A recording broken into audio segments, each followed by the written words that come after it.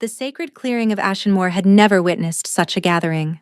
Saravine kept her gaze fixed on the frozen earth beneath her bare feet, feeling the weight of 1,000 eyes pressing down upon her like stones. The ceremonial gown they had forced her into offered no protection against the bitter wind that swept through the ancient oaks, nor against the cruel whispers that slithered through the assembled wolves. Worthless, defective, a disgrace to the Thornhall bloodline. She had heard these words her entire life. Tonight, they would become official. The bonding altar rose before her, a massive slab of black granite stained with centuries of ritual blood. Upon it rested the ceremonial blade, its edge gleaming with deadly promise in the torchlight. In moments, that blade would cut her palm, and her blood would mix with that of Aldros Thornhall in the ancient rite of claiming. A union she had never wanted. A fate she had never chosen. But Omega daughters of disgraced houses did not choose. They were bartered, traded, disposed of in whatever manner best served their betters. Saravine risked a glance at the raised platform where the honored guests observed the ceremony. Pack leaders from across the realm had gathered to witness the Thornhall heir claim his mate, a political spectacle disguised as sacred tradition.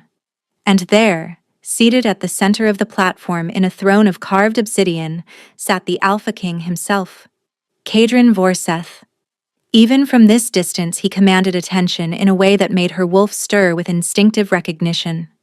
His hair was the color of a moonless night, swept back from a face that seemed carved from shadow and stone. His jaw was sharp enough to cut, his shoulders broad beneath the formal black of his royal attire. But it was his eyes that made her breath catch. Silver. Pure, molten silver that seemed to absorb the torchlight rather than reflect it. Those eyes were fixed directly on her. Saravine looked away quickly, her heart slamming against her ribs. The Alpha King had no interest in a worthless Omega. He was here for politics, nothing more. Bring forward the mail. The High Elder's voice echoed through the clearing, and Saravine's stomach clenched as heavy footsteps approached from behind. Aldros Thornhall circled into her vision, and she fought to keep her expression neutral.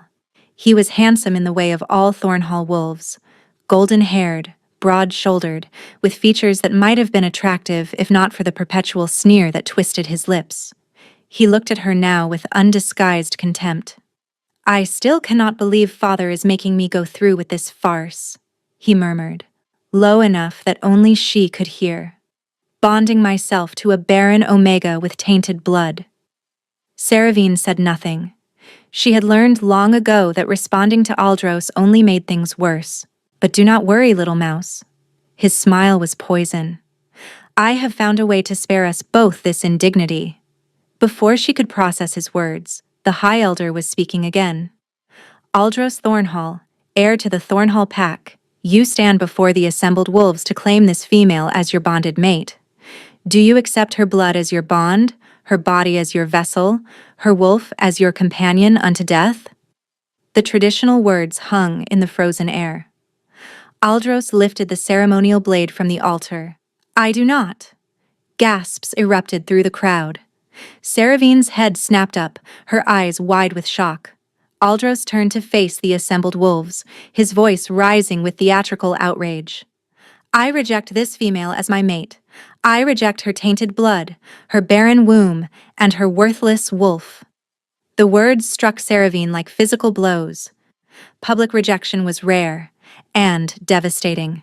A female rejected at the altar was marked as defective, unwanted, a creature to be shunned by all respectable wolves. But Aldros was not finished. "More than reject her, I denounce her." He spun back towards Saravine, the ceremonial blade still clutched in his fist. "She came to this altar impure, soiled. She has lain with another male, and I will not bond myself to a whore." "That is a lie." The words tore from Saravine's throat before she could stop them. "I have never—" The blade slashed across her forearm. Pain exploded through her body as the sacred steel parted her flesh. Blood, hot and impossibly red, sprayed across the white fabric of her ceremonial gown. Saravine screamed. She collapsed to her knees on the frozen ground, clutching her wounded arm as blood poured between her fingers.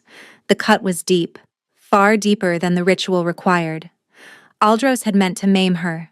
The crowd erupted into chaos. Wolves shouted in outrage and confusion. The High Elder was calling for order. Somewhere, Lord Thornhall was bellowing at his son.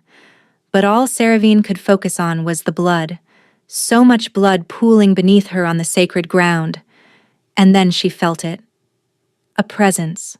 Vast and ancient and utterly inhuman, pressing against the edges of her consciousness. It rose from the blood-soaked earth like smoke, curling through her veins with a heat that bordered on agony. Her blood began to glow. Saravine stared in horror as golden light emanated from the wound on her arm, from the pool beneath her knees, from every drop that had splattered across the altar stones. The glow intensified until she had to squint against it, until the wolves nearest to her stumbled backward with cries of alarm. "What sorcery is this?" Aldros's voice cracked with sudden fear. "What are you?" Saravine had no answer. She had no idea what was happening, only that power was flooding through her body in waves that threatened to tear her apart from the inside. Enough! The single word cut through the chaos like a blade through silk. Every wolf in the clearing froze. The Alpha King descended from the platform with steps that made the ground tremble beneath him.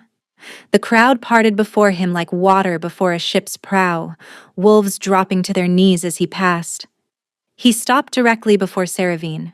Up close, he was even more terrifying than she had imagined. Power radiated from him in almost visible waves. His silver eyes blazed with an intensity that made her wolf whimper and bare its throat in submission. But he was not looking at her face, he was staring at her blood. "Your Majesty." Lord Thornhall had pushed through the crowd, his face ashen. "I apologize for this disruption. My son has clearly lost his senses. We will remove this female and dispose of her." "You will do nothing of the kind." The Alpha King's voice was soft, but it carried the weight of absolute authority. Lord Thornhall's mouth snapped shut. Cadron crouched before Saravine, bringing his face level with hers. This close, she could see flecks of gold swimming in the silver of his irises, could feel the heat of his body cutting through the winter cold. "What is your name?" he asked. "Saravine." Her voice emerged as barely a whisper. "Saravine Thornhall." "No." Something flickered in his gaze, something that made her heart stutter. "You are not Thornhall. Your blood reveals what they tried to bury. You are something far older, far more precious." He reached out and cupped her wounded arm in his massive hands. Where his skin touched hers, the golden glow intensified, and Saravine gasped as the pain suddenly vanished. Cadron raised his eyes to the assembled wolves. "This female has been rejected by Aldros Thornhall," he announced, his voice carrying to every corner of the clearing. "By ancient law, she is now unclaimed, free to be taken by any male with the strength and will to possess her." He rose to his full height, pulling Saravine up with him, his arm wrapped around her waist, pressing her bleeding body against his chest. "I claim her." The words detonated through the crowd like thunder. "I, Cadron Vorseth, Alpha King of Valdrin, claim this female as my mate before the assembled witnesses." His silver eyes found Aldros, who had gone pale as snow. "Does any wolf dare challenge my claim?" Silence. Absolute, terrified silence. Cadron smiled, and it was the smile of a predator who had already won. "Then it is done." He lifted Saravine as if she weighed nothing, cradling her against his chest. "She belongs to me now." As he carried her away from the altar, away from the blood-soaked ground and the stunned faces of the assembled wolves, Saravine's mind reeled with a single desperate question. What does the Alpha King want with me? She did not know. But as his arms tightened around her, as his heartbeat thundered against her ear, she realized something far more terrifying. Part of her did not want to escape. The Alpha King's personal carriage was unlike anything Saravine had ever seen. Black lacquered wood trimmed with silver. Velvet cushions the color of midnight. Windows of enchanted glass that showed only darkness from outside, but provided perfect clarity from within. She sat pressed against the far corner, her wounded arm cradled against her chest, watching the male who had just upended her entire existence. Kadrin sat across from her with the casual grace of a predator at rest. He had removed his formal coat, leaving him in a simple black shirt that did nothing to diminish his overwhelming presence. His silver eyes had not left her face since they departed Ashenmoor. "Your arm," he said finally. Saravine glanced down at the wound. The bleeding had slowed, but the gash was deep and ugly, already showing signs of infection from the unwashed ceremonial blade. "It will heal," she said. "It will heal faster with proper attention." Kadrin reached into a compartment beside his seat and withdrew a small leather pouch. "May I?" The question startled her. In her experience, powerful males did not ask permission. They took what they wanted and expected gratitude for their attention. She nodded slowly, extending her arm. Kadrin's hands were surprisingly gentle as he cleaned the wound with clear liquid that stung briefly before numbing the pain entirely. His fingers were warm against her chilled skin, his touch clinical, but somehow intimate.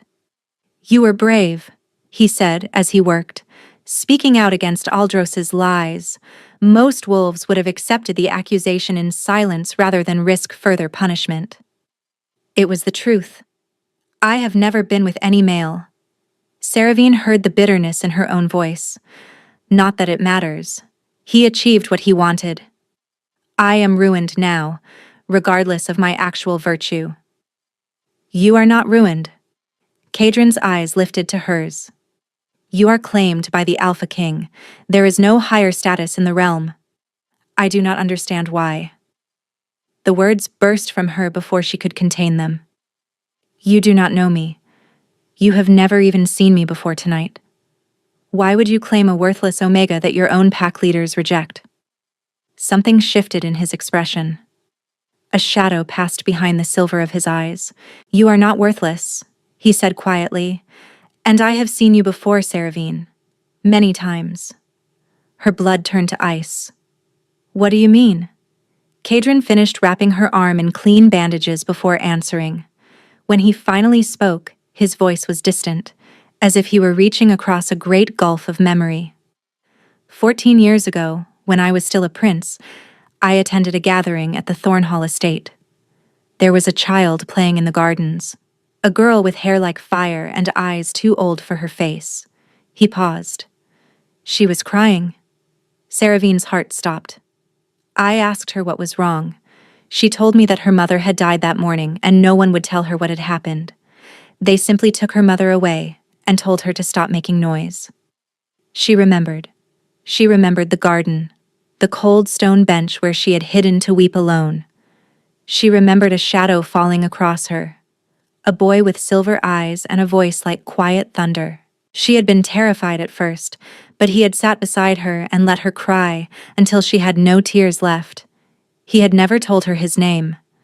"You gave me a handkerchief," she whispered, "black silk with silver stitching. You still have it." It was not a question. "How do you know that?" "Because I have watched over you ever since that day." Kadrin's jaw tightened.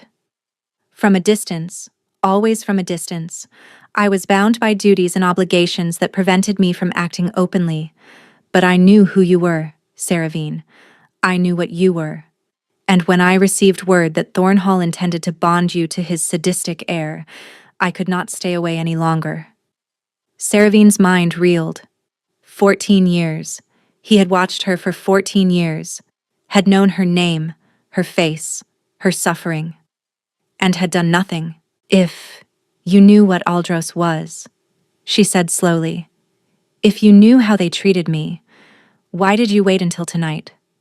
Why let me endure years of cruelty before stepping in?" Pain flickered across his features. "Because claiming you any sooner would have started a war. The Thornhalls are allied with 3 major pack territories. Moving against them without justification would have torn the realm apart. And tonight was different? Tonight, Aldros handed me justification on a silver platter. A cold smile touched his lips. Public rejection of a female is his right. Public mutilation is not. By cutting you the way he did, by making you bleed on sacred ground, he violated the oldest laws of our kind. I did not claim you arbitrarily, Saravine. I claimed you because he gave me the legal grounds to take you from him without consequence. She should have felt relief. She should have felt gratitude that this powerful male had finally intervened, that she was free of the Thornhalls forever. Instead, she felt unease coiling in her chest. And what do you intend to do with me now that you have me? Kadrin leaned back against the cushions, his silver eyes unreadable. That depends. On what? On whether you can accept what you truly are? He gestured toward her bandaged arm. Your blood glowed tonight, Saravine. Golden light poured from your veins in front of hundreds of witnesses. That has not happened in Valdrin for over 300 years. The unease tightened into dread. I do not know why that happened. I have never— Your mother, Kadrin interrupted. What did they tell you about how she died? The abrupt change of subject made Saravine flinch. She fell ill. A fever that would not break. That is all anyone would say. They lied. Kadrin's voice hardened. Your mother did not die of fever. She was murdered. Executed in secret by Lord Thornhall himself, because he discovered what she truly was. The carriage suddenly felt very small, very cold. What was she? Saravine breathed. The last living descendant of the Aurelian bloodline. Kadrin held her gaze. And so are you. The name meant nothing to her. I do not understand. The Aurelians were the original wolf line, the first shifters, created by the moon goddess herself to rule over all others. Their blood carried divine power, the ability to heal wounds, sense truth, and in times of great need, to command any wolf with a single word. He paused. They were hunted to extinction 3 centuries ago by lesser packs who feared their power, or so everyone believed. You are saying my mother was the last Aurelian, hidden among the Thornhalls by parents who knew their bloodline would be destroyed if discovered. She kept her head down, suppressed her gifts, married a minor Thornhall cousin to maintain her cover. Kadrin's expression softened slightly.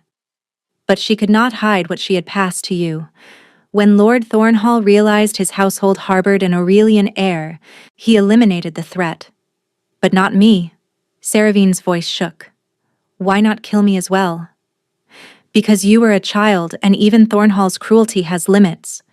He thought suppressing you, treating you as worthless, would keep your power dormant forever. Kadrin shook his head. He was wrong. Your blood revealed itself tonight, awakened by trauma and the sacred ground of the bonding altar. Every wolf in attendance saw what you are. The implications crashed over her like a wave. They will come for me, she realized.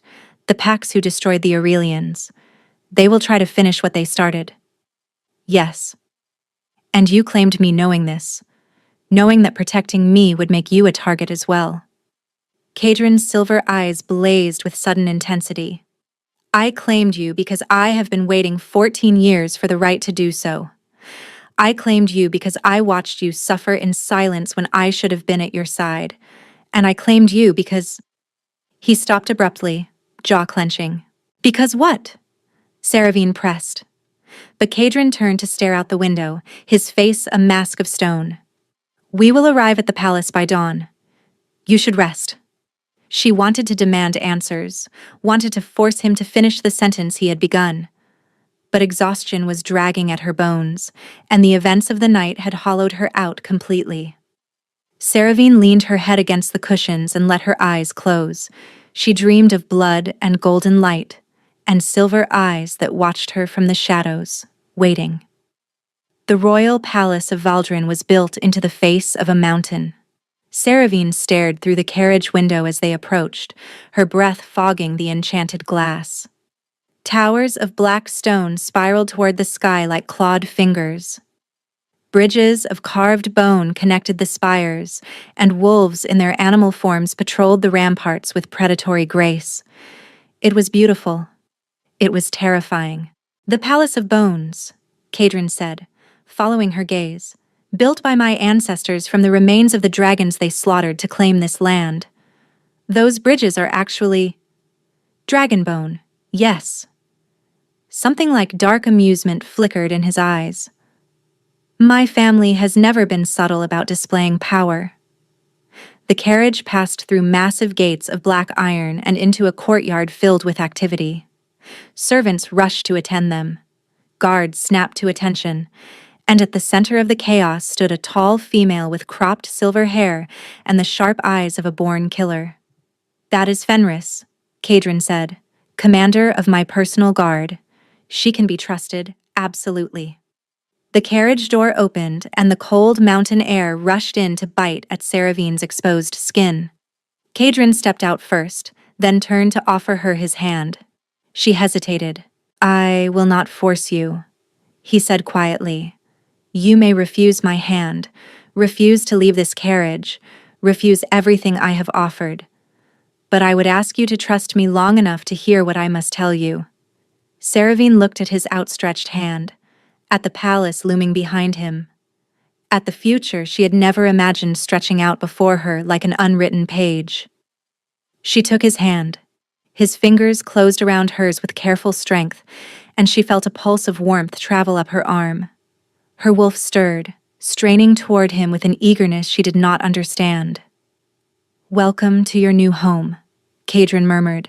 Fenris approached as they crossed the courtyard, falling into step beside the king with military precision.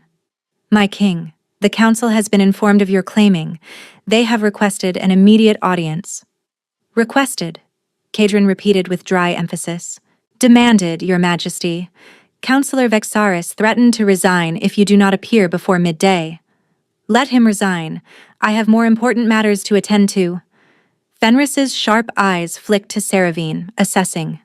The female's quarters have been prepared as you instructed. The healers are standing by. Good, take her there. I will join you shortly. Seravine's stomach dropped. You are leaving me?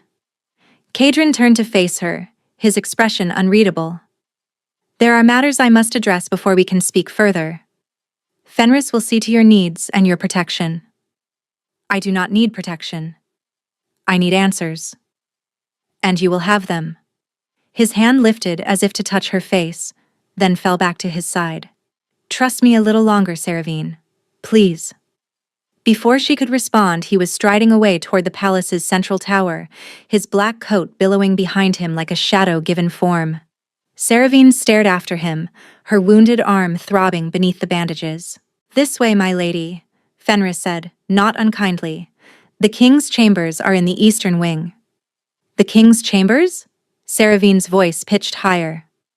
Surely you mean guest quarters. Fenris raised one silver eyebrow. You are the claimed mate of the Alpha King. There are no guest quarters for you. Only the royal suite. The royal suite. Seravine followed Fenris through corridors of polished black stone, her mind spinning.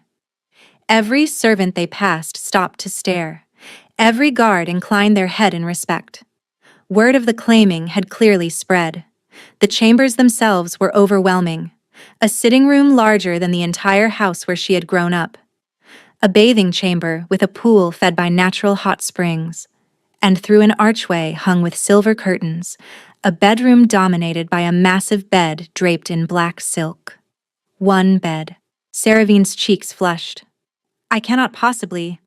The king will sleep elsewhere until you invite him to do otherwise, Fenris said, reading her thoughts. He was quite specific about that. The reassurance did little to calm her racing heart. Why is he doing this? Truly. A male of his status could have any female in the realm. Why claim a disgraced Omega with dangerous blood? Fenris studied her for a long moment. That is not my story to tell. But I will say this. I have served Kadrin Vorseth for 20 years. I have seen him negotiate treaties, command armies, and execute traitors without blinking. But I have never seen him look at anyone the way he looked at you in that carriage. How did he look at me? Like you were the answer to a prayer he had been whispering his entire life. Before Seravine could process this, A knock sounded at the door.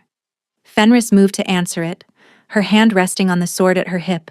A young servant stood in the corridor, her face pale with urgency. "Commander, a message has arrived for the female. It was found pinned to the eastern gate with a dagger, marked with the Thornhall crest." Fenris's expression darkened. She took the sealed envelope and examined it carefully before handing it to Saravine. It seems Lord Thornhall wasted no time sending his response to the king's claiming. Dread pooled in Saravine's stomach as she broke the seal and unfolded the paper with trembling hands. The message was brief. "You think a king can protect you from what is coming? The Aurelian bloodline was destroyed for a reason. Your mother learned that lesson. Soon, you will learn it too. Enjoy your borrowed time, little wolf. The hunt has already begun." The paper slipped from her nerveless fingers. "My lady?" Fenris stepped forward, alarmed by whatever she saw in Saravine's face. "What does it say?" But Saravine could not answer, because beneath the written words, someone had painted a symbol in what could only be blood. A crescent moon, with a blade through its heart. She did not know what it meant, but her wolf did, howling a warning from deep within her consciousness. It was the ancient mark of the wolf's bane, an order of assassins that had not operated in 300 years, the same assassins who had hunted the Aurelians to extinction, and they were coming for her. Kadrin found her standing at the window, the threatening letter clutched in her fist. "Leave us," he commanded, and Fenris disappeared without a word, closing the door behind her. Saravine did not turn around. She could see his reflection in the glass, could feel the weight of his presence filling the room like smoke. Her wolf strained against her consciousness, urging her toward him with an intensity that frightened her. "You knew," she said quietly. "You knew they would come for me." "I suspected." His footsteps approached slowly, carefully, as if she were a wounded animal he feared to startle. "The wolf's bane has been dormant for centuries, but whispers have reached my spies in recent months. Movements in the shadows, old alliances being reformed. And you claimed me anyway, painted a target on your own back." "Yes." The simple admission made her turn. Kadrin stood mere feet away, his silver eyes burning with an emotion she could not name. "Why?" The word tore from her throat. "You said you watched me for 14 years. You said you waited for the right moment to claim me, but you never finished telling me why. What am I to you, Kadrin? A political asset? A weapon to be wielded? Some lost princess you feel obligated to protect? You are none of those things." "Then what?" He closed his eyes, and for the first time, she saw the cracks in his composure, the exhaustion carved into the lines of his face, the weight of something he had carried alone for far too long. "Do you know what a soul bond is?" he asked. Saravine's breath caught. "A myth. A fairy tale told to pups about perfect mates destined by the moon goddess herself." "Not a myth." Kadrin opened his eyes, and the raw vulnerability in them made her heart stutter. "Rare, yes. So rare that most wolves live their entire lives without experiencing one. But real. I know it is real because I felt it the moment I saw you in that garden 14 years ago." The world tilted beneath her feet. "You were a child," Kadrin continued, his voice rough. 10 years old, crying alone because no one would tell you that your mother had been murdered. And I was 18, a prince with responsibilities and expectations, and no right to feel what I felt when I looked at you. What did you feel?" "Recognition." The word was barely a whisper. "My wolf knew instantly, irrevocably, that you were meant to be mine. That you were the other half of my soul, born into a body too young for me to claim." His jaw clenched. "Do you have any idea what that is like? To find your fated mate and be unable to touch her? To watch her grow from afar, suffering in silence, while duty and law and basic decency prevent you from taking what every instinct screams is yours?" Saravine could not breathe, could not think, could only stare at the most powerful wolf in the realm as he laid his heart bare before her. "I told myself I was protecting you," Kadrin said bitterly. keeping my distance so the Thornhalls would not suspect, waiting until you came of age, until I could find a way to claim you without starting a war. But the truth is, I was afraid. Afraid of what? That you would reject me. His laugh was hollow. The Alpha King, terrified of a girl with fire in her hair and too much sorrow in her eyes. Terrified that when you finally learn the truth, you would hate me for waiting so long, for letting you suffer when I could have ended it years ago. Tears burned in Seravine's eyes. I do not hate you. You should. Cadron's hands clenched at his sides. I should have claimed you the moment you turned 18. Should have damned the consequences and taken you from that wretched house. Instead, I waited, calculated, played political games while Aldros tormented you and— Stop.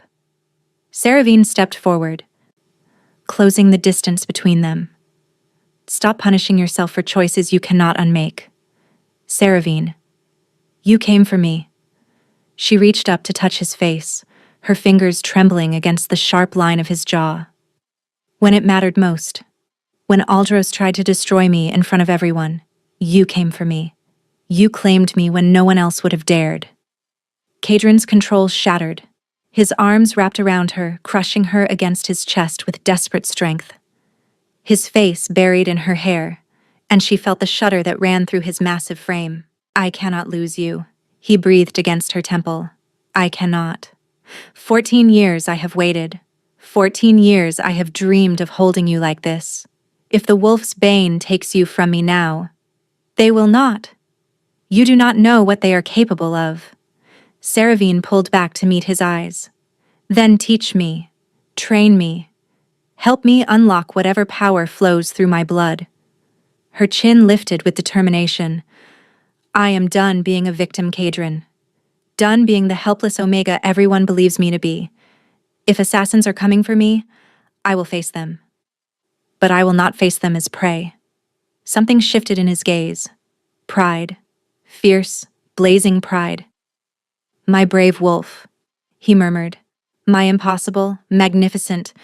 The window exploded inward.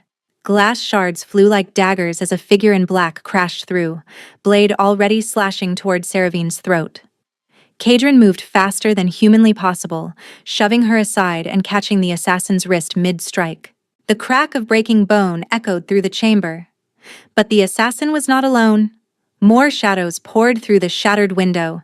3, 4, 5 figures in black, their faces hidden behind masks painted with crescent moons. They moved with inhuman coordination, surrounding Cadron even as he snapped the first attacker's neck. Run! Cadron roared, his body already beginning to shift. Seravine did not run. Her blood was singing. The power that had awakened at the bonding altar surged through her veins, responding to the threat, to her fury, to the sight of her mate fighting for his life. Golden light bloomed from her skin, and she heard the assassins cry out in shock. Aurelian! One of them hissed. Kill her now, before she— Seravine opened her mouth, and the word that emerged was not a word at all. It was a command. Kneel. The power of the Aurelian bloodline, dormant for 3 centuries, exploded from her throat in a wave of golden force.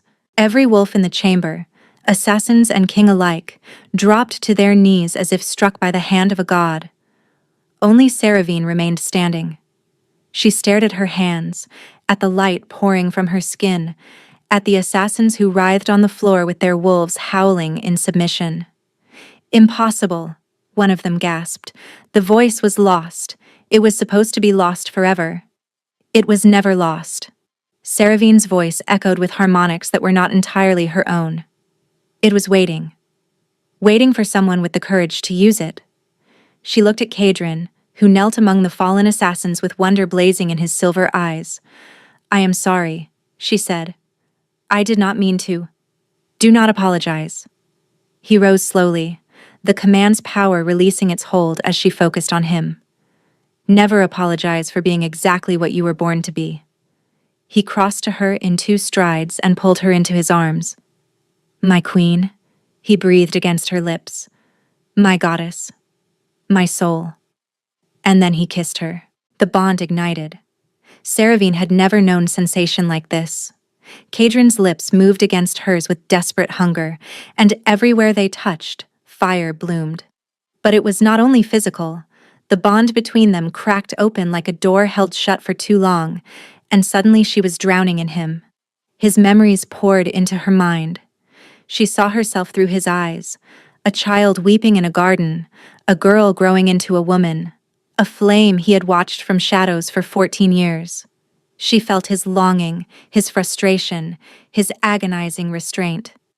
She felt the moment his wolf had recognized her, the way his heart had stopped, the prayers he had whispered to the moon goddess every night since. Let her live. Let her be safe. Let her, one day, be mine. And he saw her. Her loneliness, her suffering, the way she had dreamed of silver eyes without knowing whose they were. The spark of hope she had felt when he lifted her from the blood-soaked ground, even through her terror and confusion. When they finally broke apart, both were weeping. The bond, Saravine gasped. It is incomplete. Kadrin's voice was ragged. The soul bond requires a claiming bite to seal fully. Without it, we are connected, but not bound. Vulnerable to separation. Then claim me. The words left her before she could question them. Now. Before anything else can tear us apart. Kadrin's eyes blazed with golden fire, his wolf rising to the surface. You are certain? Once done, it cannot be undone. You will be tied to me for eternity. I have been tied to you since I was 10 years old, and a boy with silver eyes gave me his handkerchief. Saravine tilted her head, baring her throat in the ancient gesture of submission. Claim me, my king. Make me yours. His teeth sank into the junction of her neck and shoulder. The world went white. Power surged between them, a circuit finally completed after 14 years. Saravine cried out as the bond sealed itself into her very soul, rewriting the essence of who she was to include him. She was no longer just Saravine. She was Saravine and Kadrin, two halves of a single whole. And she was powerful. The golden light that had faded after her command now blazed back to life, brighter than before. It poured from her skin, from her eyes, from the fresh claiming mark on her throat. The assassins who had begun to stir screamed as the light touched them, their bodies convulsing before falling still. Unconscious or dead, she did not know. The bond has awakened her fully, Kadrin said, wonder in his voice. The Aurelian power flows through you without restraint now. Fenris burst through the chamber door, sword drawn, a contingent of royal guards at her back. She took in the scene, the shattered window, the fallen assassins, the glowing woman in her king's arms, and her eyes widened. My king, my lady, are you injured? We are unharmed. Kadrin's arm tightened around Saravine. Secure these assassins. I want them questioned before they die. It may be too late for questions, Your Majesty. Fenris knelt beside one of the fallen figures, checking for a pulse. They carry poison capsules in their teeth. Standard Wolfsbane protocol, death before capture. Saravine looked at the fallen assassins, the ones who had come to kill her, who had nearly succeeded. Where did they come from? The Wolfsbane was supposed to be extinct. Someone rebuilt them. Kadrin's expression hardened. Someone with the resources and the knowledge to resurrect a 300-year-old order of killers. Thornhall, Fenris said grimly. My king, we captured one of the assassins who attacked the outer walls. He confessed before the poison took him. Lord Thornhall has been funding the Wolfsbane for a decade, waiting for the right moment to eliminate the Aurelian bloodline permanently. And Aldros's rejection tonight? Saravine asked. A signal. The moment your blood revealed itself, Thornhall sent word to his assassins. They have been positioned throughout the kingdom for months, waiting. Fenris's jaw tightened. There are more coming, my lady. Many more. The captured assassin spoke of an army. Kadrin turned to Saravine, his hand finding hers. Can you fight? I do not know. She looked at the golden glow emanating from her skin. I do not even know what I am capable of. Then we will discover it together. He brought her hand to his lips. You commanded wolves to kneel with a single word. Let us see what you can do with an entire army. They moved through the Palace of Bones like shadows, Fenris and a contingent of royal guards flanking them. The sounds of battle echoed from every direction. The Wolf's Bane had not come with a small strike force. They had come to war. The Great Hall was in chaos when they arrived. Assassins in black fought against royal guards, blades flashing in the torchlight. And at the center of the carnage, directing his killers with cold precision, stood Lord Thornhall himself. Aldros was at his side. Saravine. Aldros's face twisted with hatred when he saw her. You were supposed to die quietly. Bleed out on the altar like the worthless bitch you are. Your plan failed. Saravine stepped forward, golden light building around her. As did your father's plan. As did every scheme your wretched house has ever conceived. You think your parlor tricks frighten me? Aldros drew his sword. You think that dog beside you can protect you forever. The Wolf's Bane has killed hundreds of Aurelians. One more will make no difference. She is not alone. Kadrin snarled. His body exploded into his wolf form, massive, black as midnight, eyes blazing silver in his animal form. He launched himself at Lord Thornhall with killing fury. Aldros charged at Saravine. She did not run this time. Stop! The command ripped from her throat with the force of a thunderclap. Aldros froze mid-stride, his body locked in place by the power of the Aurelian voice. His eyes bulged with terror as he realized he could not move, could not breathe, could not do anything but stand frozen while Saravine approached. You called me worthless, she said quietly. Defective. A disgrace. She circled him slowly, golden light trailing from her fingertips. You cut me, made me bleed in front of hundreds of wolves, tried to brand me as a whore when I had never known any man's touch. Her hand came up to rest against his cheek, and she felt him shudder with the effort to move, to escape. But the truth is, Aldros, you were always the worthless one. A bully hiding behind his father's power. A coward who could only feel strong by tearing others down. She leaned close, her lips brushing his ear. Kneel before your queen. Aldros crashed to his knees, a sob of humiliation tearing from his throat. Around them, the battle had stilled. Every wolf in the hall, assassin and guard alike, stared at the glowing woman who commanded them all with the voice of the gods. Lord Thornhall lay dead at Kadrin's paws, his throat torn out. The remaining Wolf's Bane assassins threw down their weapons.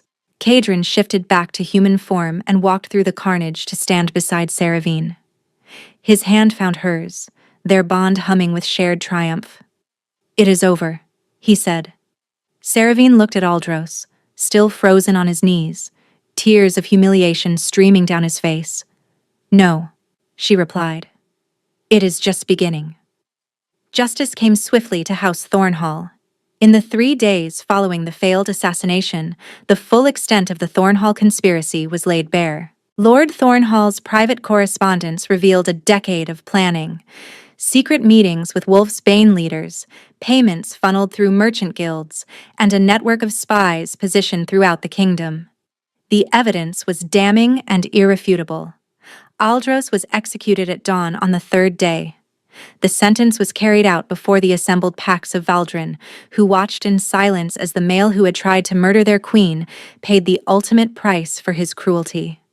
He died on his knees, just as Saravine had commanded him, a fitting end for a wolf who had spent his life forcing others into submission. The Wolf's Bane was dismantled entirely. Those who surrendered were given the choice of exile or service to the crown. Those who refused were granted no such mercy. By the week's end, the assassin order that had terrorized the Aurelians for 3 centuries had been scattered to the winds, and Saravine, the last Aurelian, took her place on the obsidian throne beside her mate. 2 weeks after the battle, as preparations for their official coronation ceremony reached their peak, Saravine stood before a mirror in the royal chambers, hardly recognizing the woman who stared back at her. Gone was the hollow-eyed servant girl in a blood-stained ceremonial gown. In her place stood a queen, Crimson hair swept up beneath a circlet of silver and moonstone, gown of midnight blue silk hugging curves she had never known she possessed, and eyes that glowed with the faintest hint of Aurelian gold. "You are nervous," Kadrin murmured, appearing behind her in the mirror. "I was a servant 3 weeks ago." Saravine adjusted the circlet that rested on her crimson hair. "Now I am supposed to be a queen." "You were always supposed to be a queen." He came up behind her, his arms wrapping around her waist, his chin resting on her shoulder. "The moon goddess does not make mistakes, my love. She simply takes her time revealing her plans." Saravine leaned back against his chest, feeling the steady rhythm of his heart through the bond they shared. In the weeks since the battle, she had grown into her power with surprising speed. The Aurelian gifts that had been suppressed for so long now flowed through her freely. The voice, the healing touch, the ability to sense truth and lies. But more than power, she had found something she had never dared to hope for. Home. "I love you," she said softly. "I do not think I have said that yet. Not properly." Kadrin turned her in his arms, cupping her face in his hands. "You have said it 1,000 times. Every time you look at me, every time you touch me, every time you fight beside me as if you were born for battle." "Perhaps I was," she smiled. "Born for battle. Born for you. Born for everything." He kissed her forehead, her cheeks, the tip of her nose. "My warrior. My queen. My soul." Through the bond, she felt his emotions wash over her. Love so vast it made her eyes sting with tears, pride so fierce it stole her breath, and beneath it all, a profound sense of peace. The restless ache that had plagued him for 14 years had finally been soothed. He was complete now. They both were. The coronation bells began to ring, calling them to their destiny. Saravine took Kadrin's hand and walked with him toward the great hall, where 1,000 wolves waited to witness the beginning of a new era. She had entered Ashenmoor as a worthless Omega, destined for a loveless bond with a cruel mate. She left it as the most powerful Queen Valdrin had ever known, soul-bound to a king who had loved her since before she knew his name. The moon goddess did not make mistakes. She simply took her time revealing her blessings, and Saravine's blessing had been worth the wait. Thank you so much for listening. I hope you enjoyed this story.